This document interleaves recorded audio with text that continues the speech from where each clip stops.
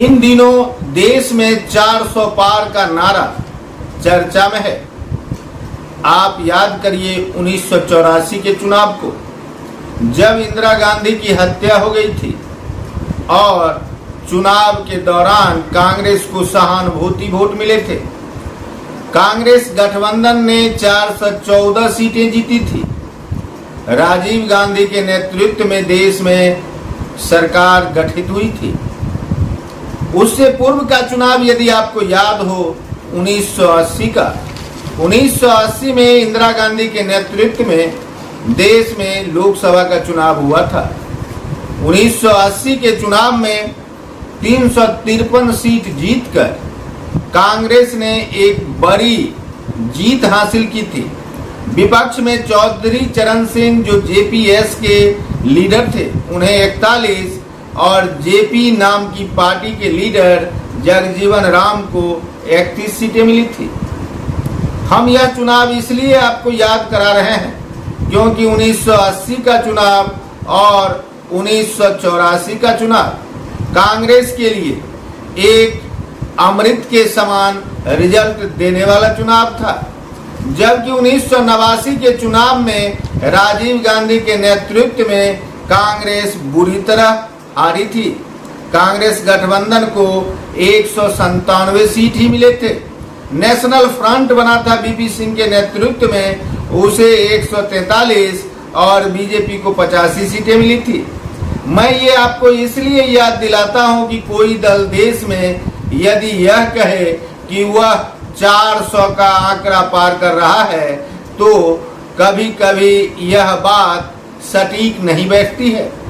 इसका कारण है कि जब 1984 में कांग्रेस को 414 सीटें मिली तो कांग्रेस अति उत्साहित थी, लेकिन अगले ही चुनाव 1989 के चुनाव में कांग्रेस की सीट आधी से भी कम हो गई।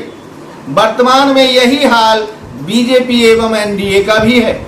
देश भर में एक लहर है और यह लहर क्या है यह समझ पाना किसी को भी तय नहीं है कि यह लहर बता क्या रहा है। एक और जहां बीजेपी गठबंधन का कहना है कि वह मोदी लहर के नाम पर देश में 400 पार करेगी, वही विपक्ष का कहना है कि इस बार 1989 वाली लहर है। 1989 में जिस प्रकार से कांग्रेस की सीटें आधी हो गई थी, ठीक उसी प्रकार से 2014 में बीजेपी को 336 सीटें एनडीए गठबंधन को मिली थी, जिसमें बीजेपी को 282 सीटें मिली थी।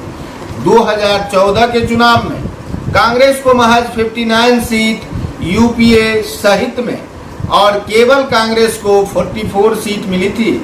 2014 में वह विपक्ष के नेता लायक भी सीट नहीं ला सकी थी। ठीक 2019 का चुनाव जब हुआ तो बीजेपी को 303 सीटें मिली और एनडीए गठबंधन को 354 सीट, कांग्रेस को 52 और डीएमके को 23 सीटें मिली, अर्थात यूपीए गठबंधन को 91। इस प्रकार से यदि आप देखें तो पिछले दो चुनाव 2014 का और 2019 का चुनाव विपक्षी पार्टियों के लिए काफी दर्दनाक रहा है। लेकिन 10 वर्षों के शासन में एनडीए गठबंधन ने जो वादे किए, उस वादे को कितना उन्होंने पूरा किया और उसका परिणाम क्या होगा, जनता इस सरकार को किस तरीके से आंक रही है, यह सब कह पाना एक पत्रकार के लिए भी दुर्लभ है। कारण है कि देश में गोदी मीडिया की चर्चा भी आप सुन रहे हैं। कुछ लोगों को लगता है कि आज भी नरेंद्र मोदी की हवा है, एक लहर है, लेकिन ऐसा कुछ देश भर में है नहीं। देश में जनता सोचने पर मजबूर है और इस बार के घोषणा पत्र को भी लोग पढ़ रहे हैं।